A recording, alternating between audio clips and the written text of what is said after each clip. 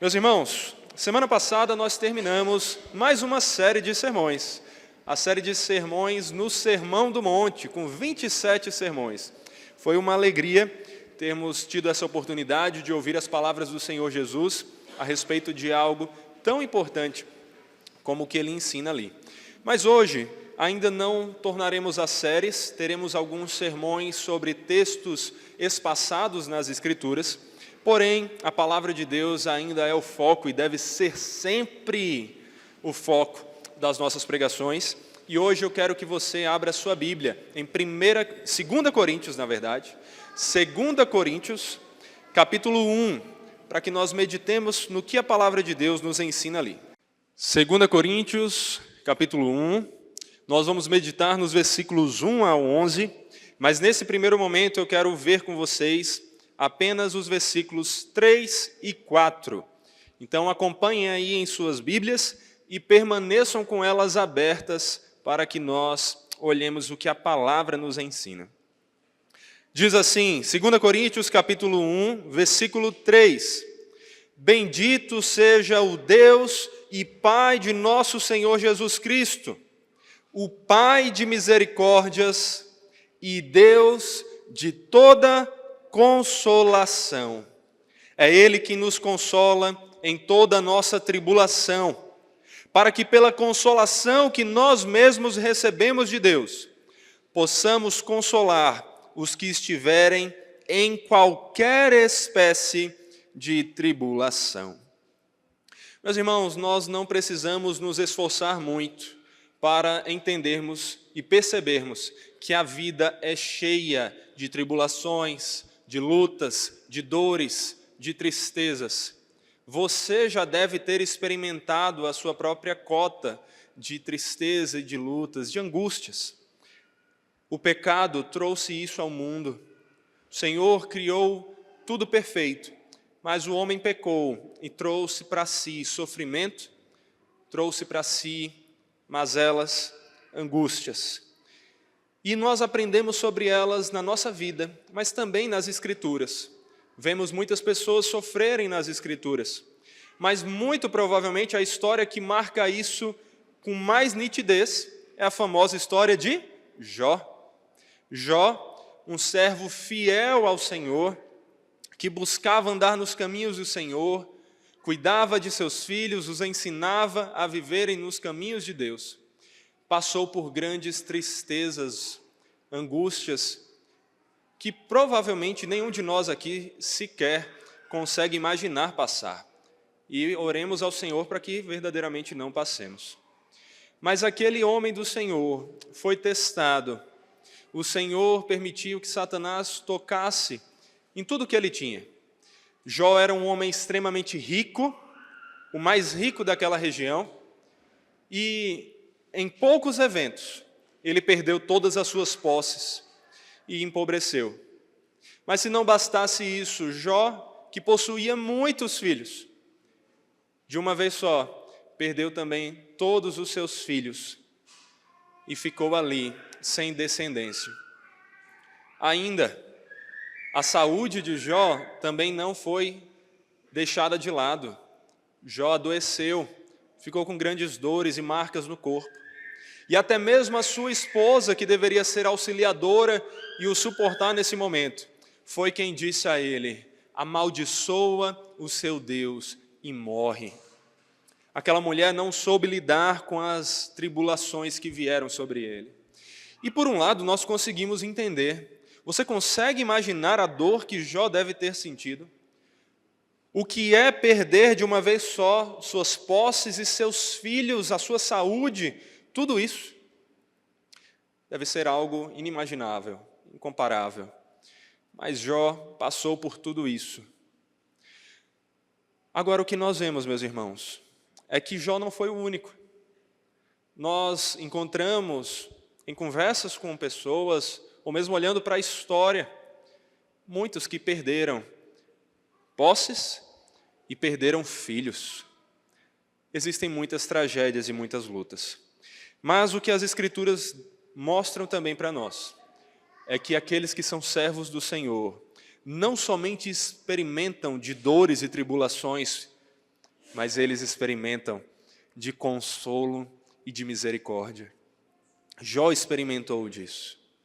Ele passou por uma noite escura da alma, pelo vale da sombra e da morte, mas ele não estava sozinho. Deus estava com ele, Deus se manifestou a ele, Deus o consolou. Jó se alegrou novamente no Senhor. E se não bastasse a alegria no próprio Senhor, o Senhor ainda restituiu seus filhos, lhe dando novos filhos, que claro, não são a mesma coisa que ter ressuscitado aqueles, mas Jó sabia que os filhos que morreram estavam a salvo no Senhor e que um dia ele se encontraria com eles. O Senhor também lhes trouxe de volta as posses, e acima de tudo o Senhor lhe deu de novo a alegria nele, a alegria e a paz que excedem todo entendimento. E aqui, quando nós olhamos para esse texto de 2 Coríntios, nós vemos o Senhor nos ensinar que mesmo em meio às lutas, mesmo em meio às dores, Deus nos traz consolo, Deus nos dá misericórdia. E é por isso que esse texto nos ensina que devemos louvar ao Senhor, porque Ele nos dá misericórdia e nos dá consolação. Em primeiro lugar, nós vemos aqui nesse texto como o Senhor é a fonte de toda misericórdia e de toda consolação. Esse texto, na verdade, começa no versículo 1, no início da epístola, e me acompanha aí enquanto nós vemos como ele começa, dizendo: Paulo, apóstolo de Cristo Jesus, pela vontade de Deus, e o irmão Timóteo, a igreja de Deus que está em Corinto, e a todos os santos em toda a Acaia. Que a graça e a paz de Deus, nosso Pai, e do Senhor Jesus Cristo estejam com vocês. Embora essa carta fosse principalmente destinada à igreja de Corinto, Paulo sabia que ela também seria lida em outras cidades ali da região da Acaia. E a todos eles, Paulo deseja aqui aquilo que há de mais precioso. Paulo deseja a graça e deseja a paz do nosso Deus, do nosso Senhor Jesus Cristo. Paulo escreveu essa carta muito provavelmente enquanto esteve ali na Macedônia, no decurso da sua terceira viagem missionária, já tendo passado por muitos eventos marcantes, conforme nós vemos relatado em Atos. E após o relato que ele recebeu de Tito, um relato otimista sobre como a igreja de Corinto estava finalmente respondendo às exortações que ele já havia passado para essa igreja em suas outras epístolas, Paulo agora escreve para eles num tom bem mais suave. Se nas outras epístolas, na outra epístola que nós temos, a primeira epístola aos Coríntios, e também na outra que Paulo escreveu, que não foi preservada para nós, não era vontade de Deus que nós a conhecêssemos, mas Paulo tinha um tom mais duro nessas cartas. Agora, a chave dessa epístola é algo suave, porque nós vemos destacado aqui, como disse o James Hastings, o consolo. O consolo é o grande tema de toda a carta. Ela está cheia, do começo ao fim, de sofrimento que se transforma em júbilo, fraqueza que se transforma em força e derrota que se transforma em triunfo. Warren Wiersbe diz que no original dessa carta o verbo consolar é usado não uma, nem duas, nem três, mas 18 vezes. E o substantivo consolação, 11 vezes. Essa pode ser chamada de a carta da consolação. É o tema que mais se destaca nessa carta. E é um tema que nós, em meio a este mundo caído com tantas dores e sofrimentos, precisamos, vez após vez, buscar nos alimentar através do que o Espírito Santo aplica no nosso coração. Nós precisamos de consolo. E esse texto vai nos destacar que sim, há consolo para nós em meio a este mundo caído. Porque, mais uma vez, olhemos para o versículo 3 e observe como o texto destaca Deus como essa fonte de todo consolo. Bendito seja o Deus e Pai do nosso Senhor Jesus Cristo, o Pai de misericórdias e Deus de toda consolação. É Ele que nos consola em toda tribulação. Paulo destaca aqui que Deus é o Pai de Jesus Cristo e é o Pai de misericórdia. E é interessante que ele usa esse título Pai ao mesmo tempo aqui para Jesus e para a consolação, para as misericórdias. Por que isso? Porque só há misericórdia. Deus só é Pai de misericórdia, porque Ele é Pai de Jesus Cristo, a maior manifestação de misericórdia e de consolo que nós temos. Porque nós estávamos condenados, perdidos, engolidos pelas trevas, mas Cristo, a luz do mundo, veio até nós. E por causa dele, somente dele, nós encontramos misericórdia da parte de Deus. Encontramos consolo. Porque se antes vivíamos tristes, insatisfeitos no mundo, sem saber quem era aquele que é a fonte da alegria, nós agora podemos nos alegrar no Senhor, porque fomos reconciliados a Ele, por meio de Jesus Cristo, o Senhor perfeito, aquele de quem o nosso Deus é Pai, não somente dele, mas Pai de misericórdia e também nosso Pai, porque fomos adotados por meio de Jesus Cristo, para que experimentemos desse que é o Pai, a fonte de toda misericórdia e de toda consolação. Ele é Deus de toda consolação. É Ele quem nos consola em toda tribulação. O que é que significa essa consolação?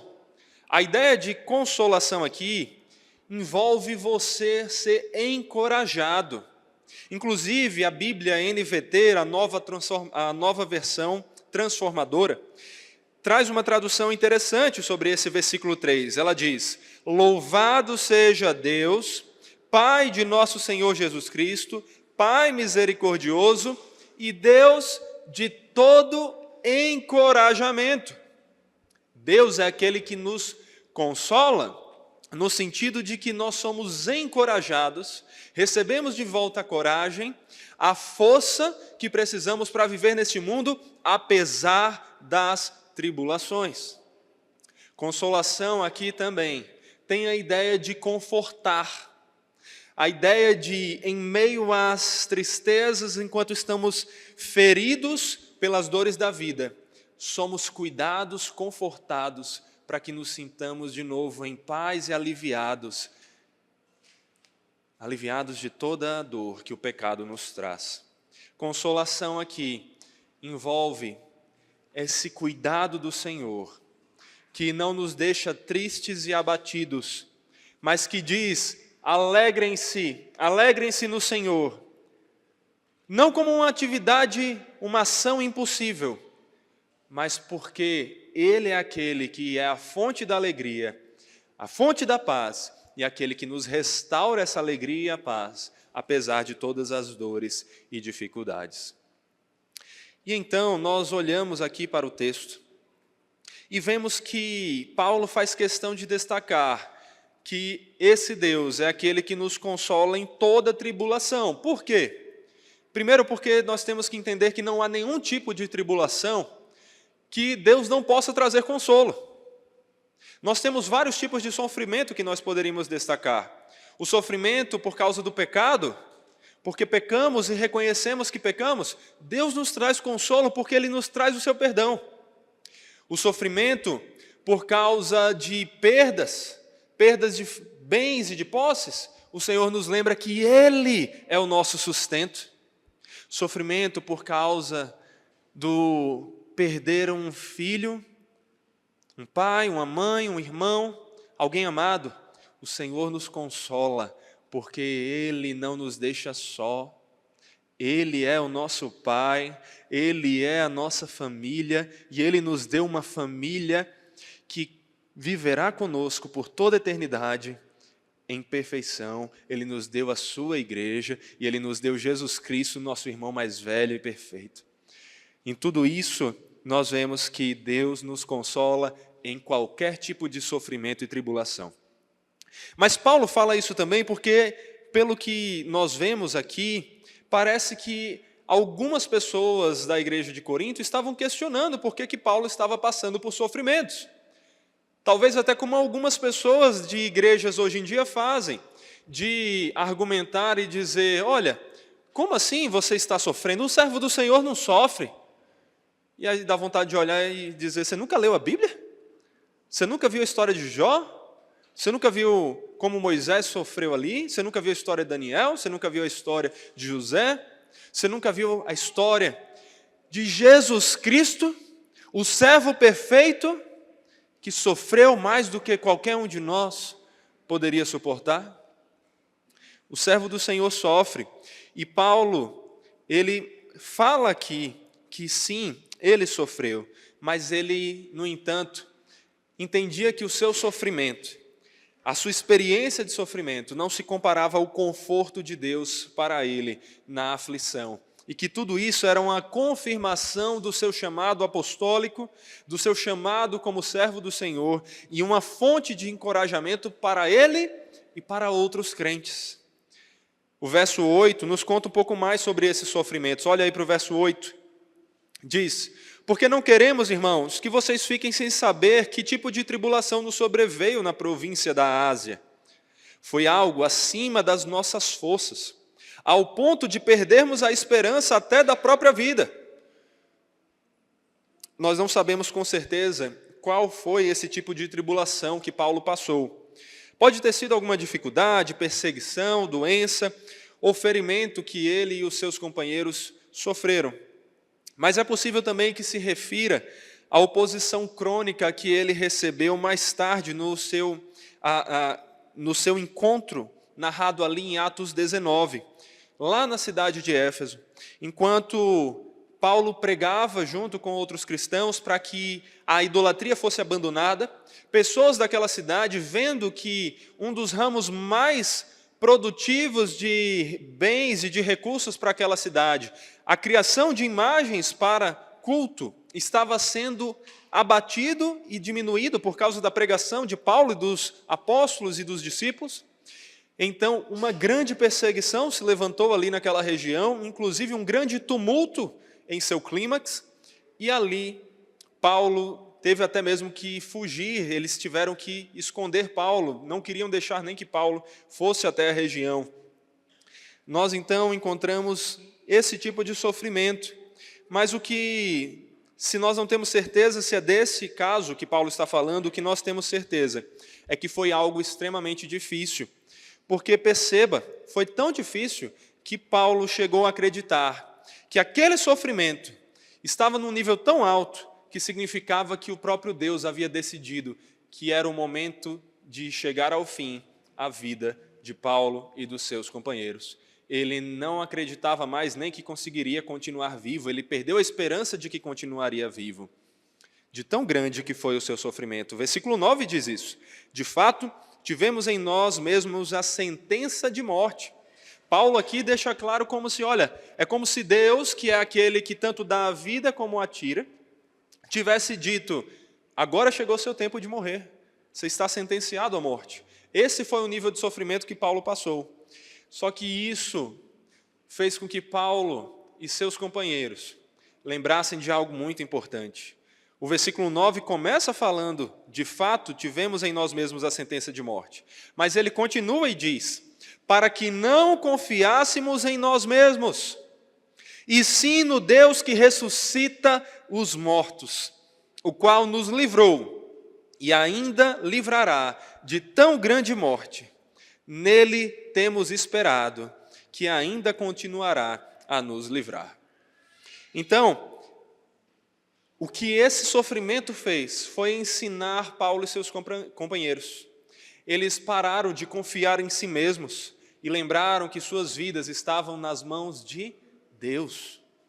A vida deles não dependia deles mesmos e de seus esforços. A vida deles estava nas mãos do Senhor. E se Deus queria que eles morressem, louvado seja o nome de Deus. Se Deus queria que eles vivessem, louvado seja o nome de Deus. como Paulo disse lá em Romanos 14:8. Porque se vivemos, é para o Senhor que vivemos. Se morremos, é para o Senhor que morremos. Quer, pois, vivamos ou morramos, somos do Senhor. Paulo aprendeu essa verdade. Ele estava convicto de que a questão não era viver ou morrer, a questão era ser do Senhor. Porque viver por muitos anos longe do Senhor, ou até mesmo uma eternidade longe do Senhor, é o pior dos infernos. Mas o morrer para estar com Cristo é incomparavelmente melhor, porque com Cristo nós encontramos a alegria que não se compara a nada neste mundo.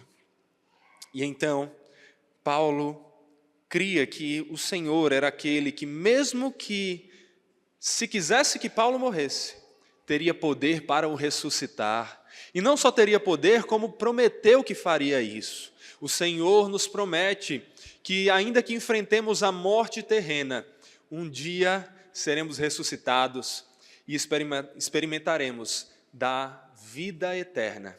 Já começamos a experimentar isso. Quando morremos, já partimos para viver essa vida eterna com Cristo. Mas até o nosso corpo será ressuscitado e glorificado, um corpo melhor, sem doenças, sem as dores, sem as tristezas, para que vivamos eternamente com o Senhor. Por isso que Paulo sabia que ainda que as tristezas e a morte viessem, nem mesmo a morte poderia nos separar do amor de Deus que está em Cristo Jesus, o nosso Senhor. E quem está falando aqui não é alguém que ouviu do sofrer à distância. Paulo sabia o que era sofrer por Cristo. Na verdade, o próprio Jesus, quando estava chamando Paulo, disse que ensinaria seu apóstolo a respeito disso. Lá em Atos 9,16 está escrito: pois eu mesmo vou mostrar a ele o quanto deve sofrer pelo meu nome. O quanto deve sofrer pelo meu nome. E Paulo sofreu. Paulo sofreu. Aqui, nessa mesma epístola, no capítulo 11, versículo 23, nós vemos um relato sobre esses sofrimentos. Abra comigo no capítulo 11, versículo 23 de 2 Coríntios. 2 Coríntios, capítulo 11, versículo 23. Paulo relatando alguns de seus sofrimentos. Diz assim: são ministros de Cristo? Falando como se estivesse fora de mim, afirmo que sou ainda mais. Em trabalhos, muito mais. E então ele começa. Em prisões, muito mais. Em açoites, sem medida. Em perigos de morte, muitas vezes. 5 vezes recebi dos judeus 40 açoites menos 1. 3 vezes fui açoitado com varas. 1 vez fui apedrejado. 3 vezes naufraguei. Fiquei 1 noite e 1 dia boiando em alto mar. Em viagens, muitas vezes, em perigos de rios, em perigos de assaltantes, em perigos no deserto, em perigos no mar, em perigos entre falsos irmãos, em trabalhos e fadigas, em vigílias muitas vezes, em fome e sede, em jejuns muitas vezes, em frio e nudez. Além das coisas exteriores, ainda pesa sobre mim diariamente a preocupação com todas as igrejas. Quem enfraquece, que eu também não enfraqueça? Quem se escandaliza, que eu não fique indignado? Se tenho de me gloriar, vou me gloriar no que diz respeito à minha fraqueza. O Deus e Pai do nosso Senhor Jesus, que é bendito para sempre, sabe que não minto. Esse homem sofreu e sofreu muito. Ainda no capítulo 12 agora, versículo 7, olha aí comigo, versículo 7 do capítulo 12, Paulo fala mais uma vez de sofrimentos que vieram sobre ele, ele diz: e para que eu não ficasse orgulhoso com a grandeza das revelações, foi-me posto um espinho na carne, mensageiro de Satanás, para me esbofetear, a fim de que eu não me exalte. 3 vezes pedi ao Senhor que o afastasse de mim. Então ele me disse: a minha graça é o que basta para você, porque o poder se aperfeiçoa na fraqueza. De boa vontade, pois, mas me gloriarei nas fraquezas, para que sobre mim repouse o poder de Cristo. Por isso sinto prazer nas fraquezas, nos insultos, nas privações, nas perseguições, nas angústias, por amor de Cristo. Porque quando sou fraco, é então que sou forte. Quando sou fraco, é então que sou forte. Paulo aprendeu o quanto importava sofrer. Em Filipenses 4, ele diz algo poderosíssimo, no versículo 11. Digo isto não porque esteja necessitado, porque aprendi a viver contente em toda e qualquer situação. Sei o que é passar necessidade e sei também o que é ter em abundância. Aprendi o segredo de toda e qualquer circunstância, tanto de estar alimentado como de ter fome, tanto de ter em abundância como de passar necessidade. Tudo posso naquele que me fortalece. Esse versículo não é um grito de guerra para dizer que você pode ser quem você quiser, fazer todas as coisas, ser rico e bem-sucedido, porque tudo posso naquele que me fortalece. Esse versículo está falando que se você tem o bom pastor, você pode suportar todas as coisas, porque se o Senhor é o meu pastor, nós temos tudo que precisamos. O que nós não temos, nós não precisamos. No Senhor, nós encontramos satisfação e podemos suportar qualquer circunstância quando Ele está ao nosso lado. Por isso que Paulo diz aqui no nosso texto, volte agora para o capítulo 1, versículo 5. Diz assim: porque assim como transbordam sobre nós os sofrimentos de Cristo, também por meio de Cristo transborda o nosso consolo.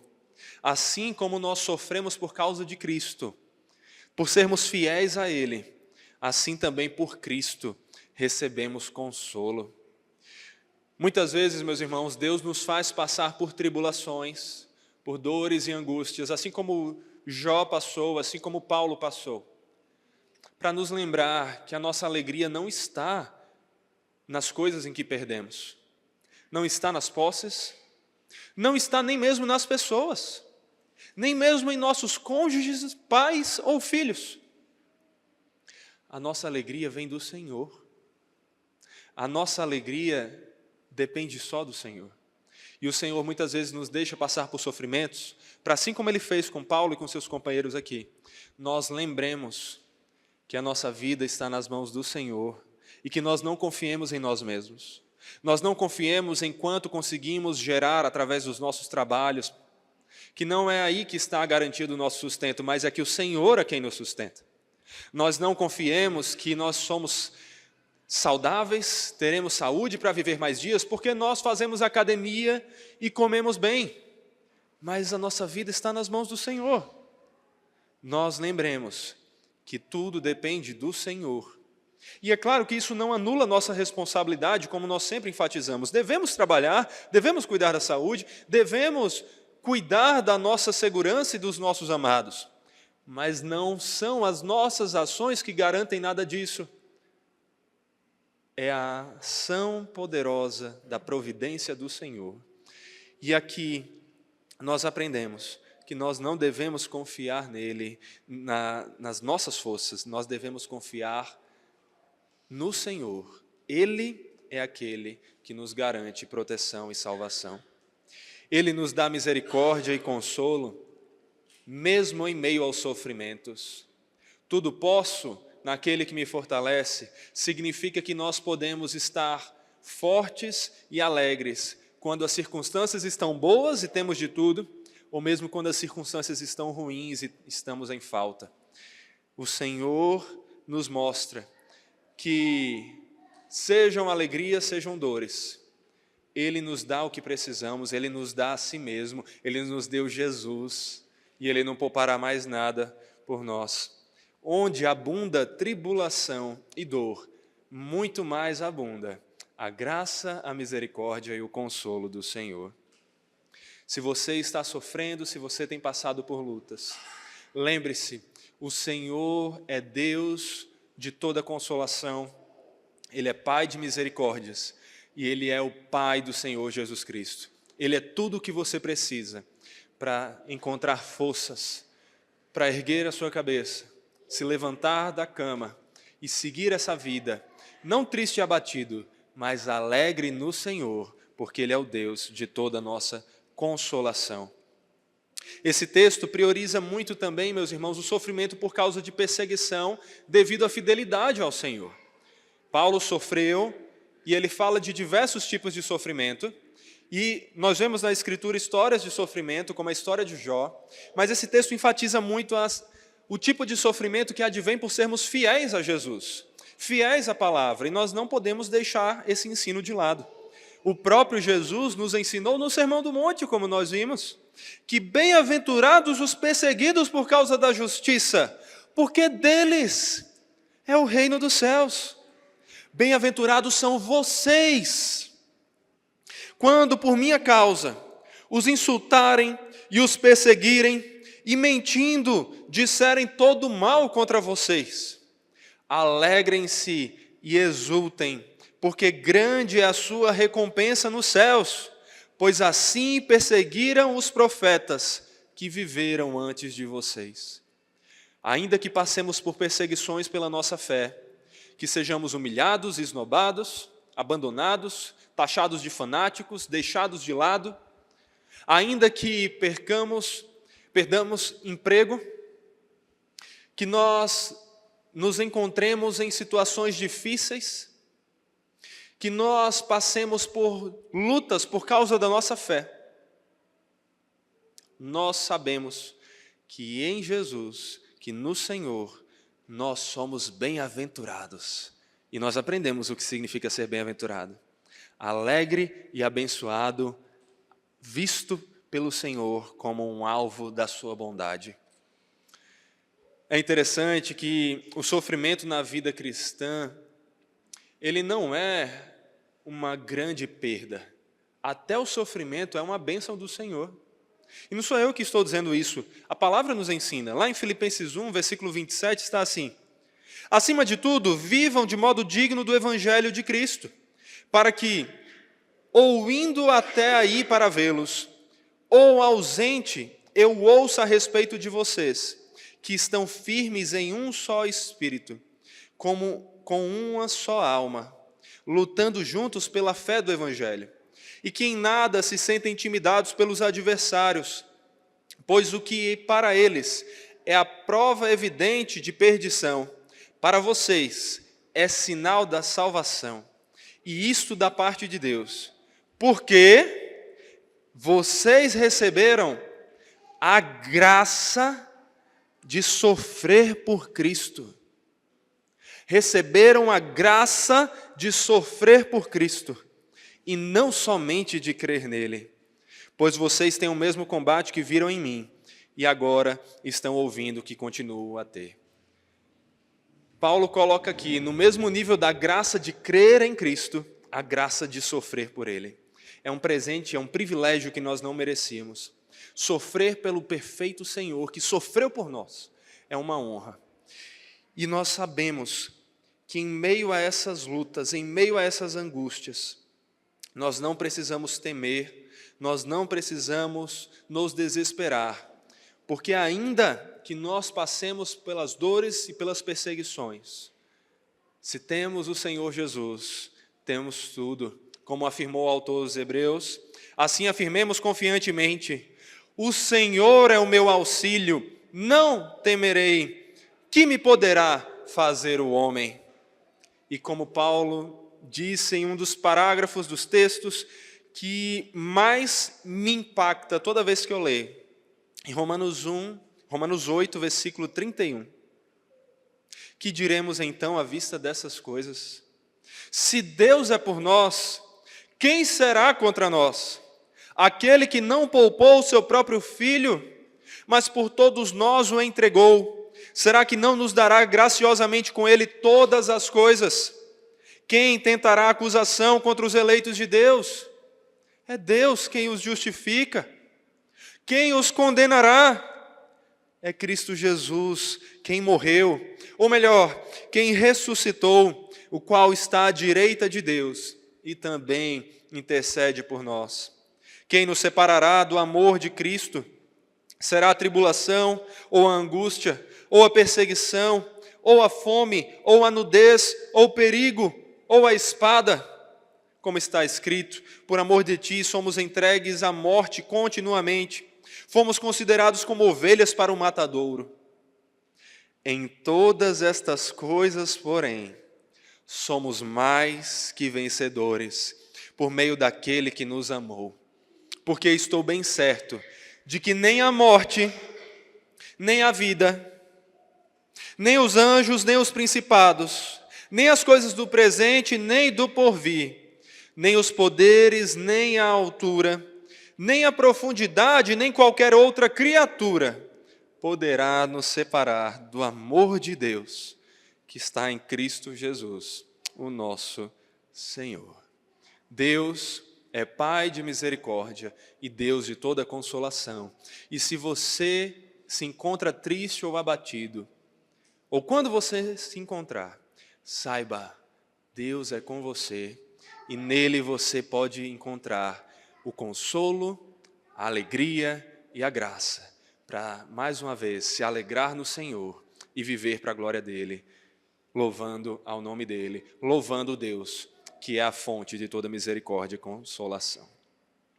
Mas o texto destaca, meus irmãos, que Deus não apenas nos dá essa misericórdia e consolação, Ele nos mostra que Deus também nos capacita a oferecer misericórdia e consolação a outros. Deus também deve ser louvado, porque é Ele quem nos capacita a oferecer consolação a outros. Olha o versículo 4 mais uma vez. A primeira parte que já lemos diz: é Ele quem nos consola em toda a nossa tribulação. Mas o texto não para aí, diz o motivo disso. Para que, pela consolação que nós mesmos recebemos de Deus, possamos consolar os que estiverem em qualquer espécie de tribulação. Deus não consola seu coração, não oferece misericórdia a você, para que você esteja simplesmente em paz e consolado e viva para si mesmo. Deus consola você, lhe dá misericórdia, lhe dá alegria, para que você seja um instrumento dele para oferecer a outros a mesma consolação, a mesma misericórdia, a mesma graça e alegria que você recebeu do Senhor. É para isso que nós somos consolados. Se a palavra do Senhor consola o seu coração, se no Senhor hoje você está alegre, lembre que você se alegre com os que se alegram, mas também chore com os que choram. É isso que a palavra nos ensina, que você seja um instrumento para consolar a outros.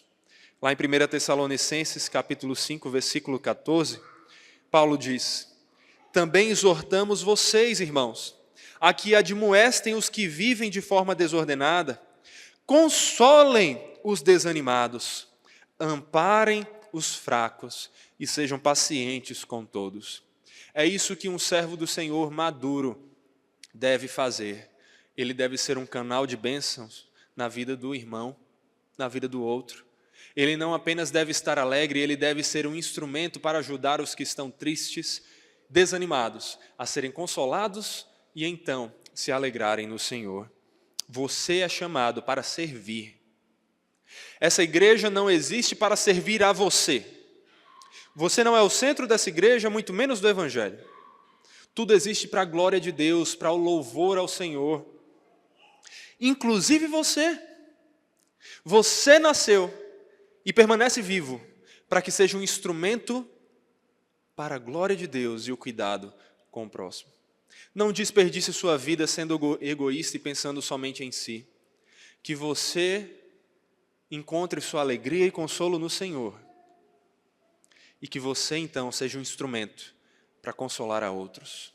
Você sabe o que é perder alguém que ama? Que você encontre alegria no Senhor e seja um instrumento para consolar aqueles que perderam. Você sabe o que é passar por dificuldades financeiras? que você encontre consolo no Senhor e ajude outros que passam por dificuldades semelhantes. Você sabe o que é ser perseguido por causa da sua fé?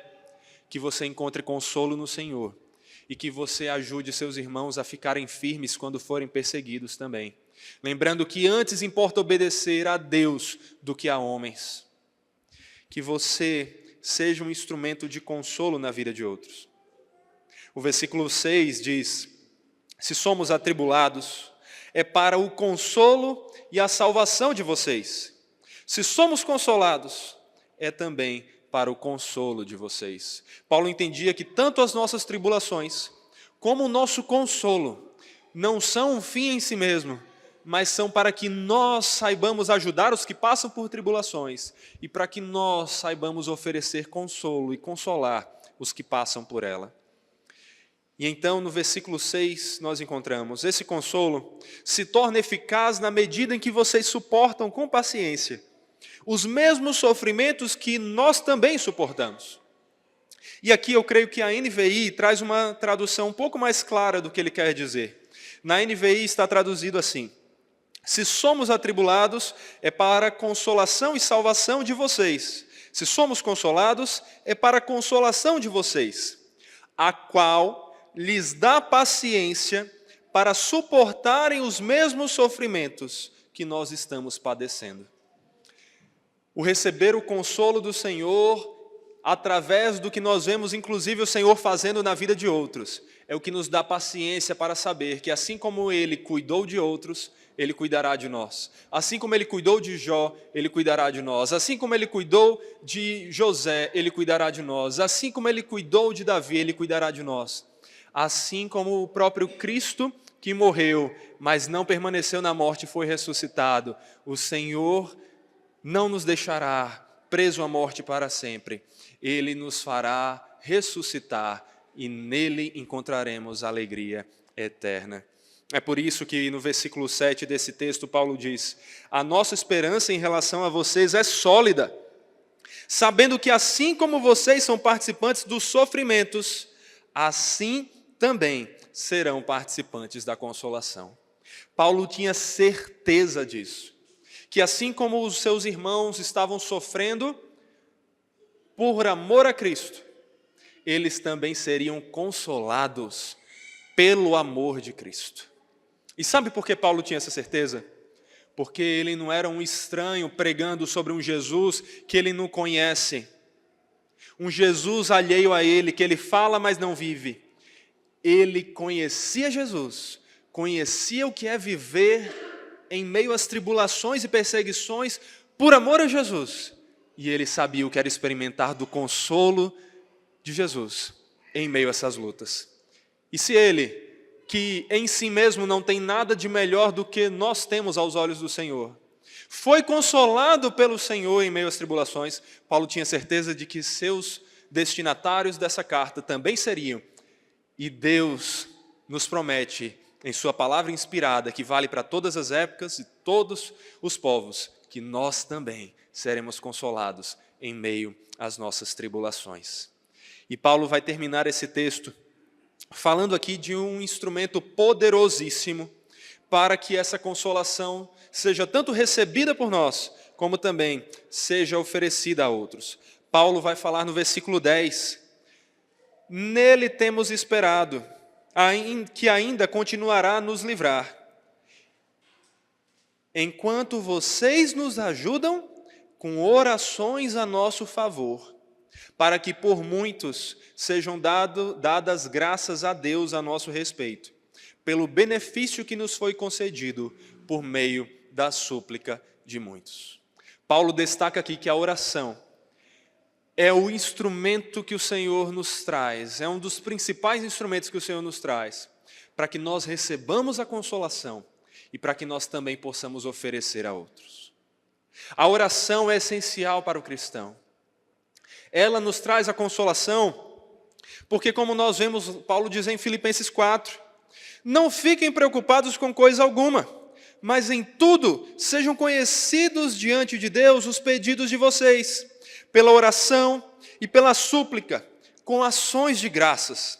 E a paz de Deus, que excede todo entendimento, guardará o coração e a mente de vocês em Cristo Jesus. A oração é um dos principais instrumentos de consolo, porque é por meio dela, é colocando através dela as nossas preocupações, pedidos, angústias diante do Senhor, que nós recebemos dele a paz que excede todo entendimento, o consolo verdadeiro, mesmo em meio às angústias da vida. E a consolação é também oferecida por meio da oração, porque como Paulo destacou nesse texto que nós lemos aqui, os versículos 10 e 11, Deus se agrada em responder às nossas orações, porque Ele sabe que por meio dessa resposta nós nos alegraremos mais nele. Serão muitos os que se alegrarão ao ver o Senhor respondendo àquela oração, oferecendo consolo aos outros. O Senhor se alegra e se satisfaz com a nossa alegria. E inclusive, como já diria John Piper, o Senhor Deus, é mais glorificado em nós quando estamos mais satisfeitos nele. Quando muitos colocam suas orações diante do Senhor, pedindo pela igreja local, nomeando cada um de seus irmãos, falando de suas necessidades e orando para que Deus haja e traga consolo, cuide, converta, abençoe, Deus é louvado ao responder essas orações. E cada um desses irmãos que estavam orando, se alegrando com gratidão por Ele ter feito assim. Então, que você aprenda, meu irmão, minha irmã, que sim, existem angústias, existem lutas, existem dores. Passamos por dificuldades financeiras, perdemos pessoas que amamos, adoecemos, passamos por perseguições, mas no Senhor, na água da vida, nós encontramos refrigério, encontramos consolo, nós encontramos tudo o que nós precisamos. Então busque o Senhor. Você está triste e abatido? Coloque diante de Deus as suas angústias, os seus pedidos, as suas súplicas, e a paz do Senhor, que excede todo entendimento, guardará o seu coração e mente em Cristo Jesus. E se você vê outros irmãos sofrendo, que você não seja distante, que você lembre que assim como você recebeu o consolo do Senhor, você recebeu esse consolo para que você seja um instrumento de consolo na vida de outros. Que ao ver alguém sofrendo, você chore com essa pessoa. Você esteja ali para animá-la, para consolá-la, para ser um ombro, amigo, irmão. Que você se importe com as pessoas à sua volta. Quantas sofrem sem você nem sequer saber. Mas se você não se aproximar delas, você nunca vai perceber. Se aproxime. Comece aqui pela igreja local. Saiba o nome de cada um dos membros. Ore por eles. Mande mensagem perguntando pelo que eles precisam de oração. Se faça presente na vida dessas pessoas. E seja luz. Sirva. Cuide. Esteja presente mesmo. Nesse mundo de videochamada e tecnologia, que você não se distancie, mas que você visite, cuide daqueles que estão desanimados. E que você também lembre-se da importância da oração como um instrumento poderosíssimo para que o Senhor responda trazendo consolação, tanto a você, em suas próprias angústias, como também aos seus irmãos, em resposta aos seus pedidos por Ele. E que você se lembre, acima de tudo, de Jesus, porque Jesus não é alheio ao nosso sofrimento. Ele é o sumo sacerdote que se compadece de nós. Ele é aquele que sabe o que é sofrer. Ele é o servo sofredor que nós vemos lá em Isaías 53. Mas Ele é também o Rei da Glória, aquele que é cheio de alegria, a alegria do próprio Deus. E Ele é a nossa consolação. Ele é a nossa misericórdia. A palavra consolação, consolador aqui, essas palavras, tem a mesma raiz que a palavra que é usada lá em João 14 por Jesus para chamar o Espírito Santo de consolador.